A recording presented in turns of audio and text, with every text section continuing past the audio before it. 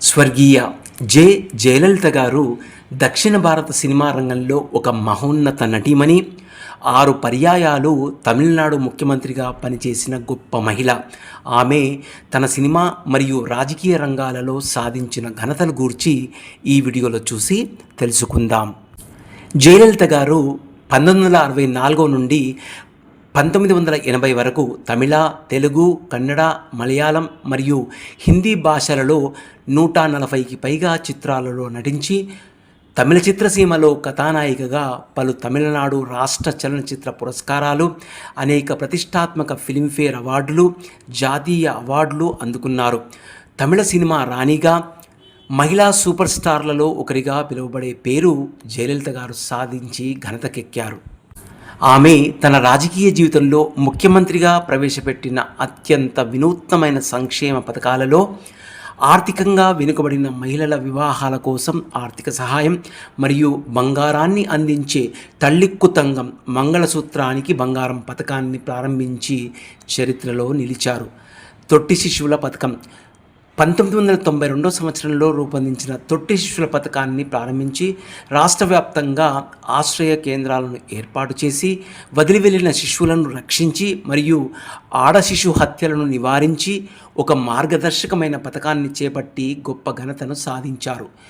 భారతదేశంలోనే మొట్టమొదటిసారిగా తమిళనాడులో మహిళా పోలీస్ స్టేషన్లను ఏర్పాటు చేసి మహిళలు నేరాల గురించి నేరుగా ఫిర్యాదు చేయడం మరియు సులభంగా న్యాయం పొందడం, రాష్ట్రంలో మొట్టమొదట మహిళా కమాండో దళాన్ని ఏర్పాటు చేసిన ఘనత కూడా జయలలిత గారికి దక్కుతుంది. ముఖ్యమంత్రిగా తన పదవీ కాలంలో ఆమె మద్యం దుకాణాల సంఖ్యను గణనీయంగా తగ్గించి దశల వారీగా మద్యం నిషేధం కోసం కృషి చేశారు జయలలిత గారు. పేదలకు అధిక రాయితీతో పోషక ఆహారం అందించడానికి ప్రతిష్టాత్మకమైన అమ్మ క్యాంటీన్లను, సరసమైన ధరల్లో అమ్మ ఫార్మసీలు, ఉప్పు, సిమెంట్ మరియు త్రాగునీటిని అందించి పేదవాడి గుండెల్లో గూడు కట్టుకున్నారు జయలలిత గారు. సౌరశక్తి వినియోగాన్ని బలోపేతం చేయడం ద్వారా గణనీయమైన విద్యుదుత్పత్తి సామర్థ్యాన్ని పెంచి తద్వారా రాష్ట్ర వ్యాప్తంగా ఉన్న దీర్ఘకాలిక విద్యుత్ కొరత సమస్యను పరిష్కరించి చేనేత కార్మికులకు 750 యూనిట్ల వరకు ఉచిత విద్యుత్ను అందించి గొప్ప ఘనతను చాటుకున్నారు జయలలిత గారు.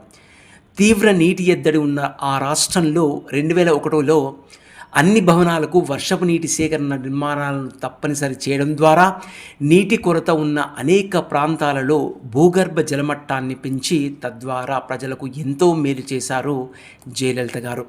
2015 సంవత్సరంలో గ్లోబల్ ఇన్వెస్టర్స్ మీట్ వంటి భారీ పెట్టుబడి ప్రచారాలకు నాయకత్వం వహించి తమిళనాడు పారిశ్రామిక రంగాన్ని పెంచడానికి బిలియన్ల కొద్దీ మూలధనాన్ని ఆకర్షించి భారీ పెట్టుబడులు వచ్చేలా చేసినందుకు గొప్ప ప్రశంసలు పొందారు జయలలిత గారు. జయలలిత గారు సాధించిన ఇతర ఘనతలు: వెనుకబడిన మరియు అట్టడుగు వర్గాలకు రాష్ట్రంలో రిజర్వేషన్ కోటాను పెంచేందుకు రాజకీయ పరిస్థితుల్లో వ్యూహాత్మకంగా నిర్వహించారు. గ్రామీణ ప్రాంతాల్లో ఉచిత వైద్య పరీక్షలను అందించి మరియు ట్రాన్స్జెండర్లకు ప్రత్యేక వైద్య చికిత్సలతో ఆరోగ్య సంరక్షణ సౌకర్యాలను ప్రవేశపెట్టారు. పారిశ్రామిక మహిళలను ప్రోత్సహించేందుకు క్షేత్రస్థాయిలో చిన్న రుణాలు మరియు మహిళా స్వయం సహాయక సంఘాలను బలంగా ముందుకు తీసుకెళ్లారు జయలలిత గారు. విద్యార్థులకు ఉచితంగా ల్యాప్టాప్లు, సైకిళ్ళు, యూనిఫామ్లు మరియు పాఠ్యపుస్తకాలను పంపిణీ చేసి మరియు నిరుద్యోగ యువత తమ ఉన్నత విద్యా రుణాలను తీర్చడంలో సహాయాన్ని అందించారు.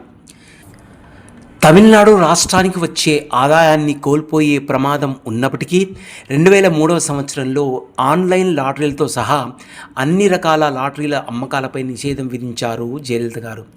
సో ఇవేనండి స్వర్గీయ జయలలిత గారు సాధించిన ఘనతల గురించి తెలుసుకున్నారు కదా.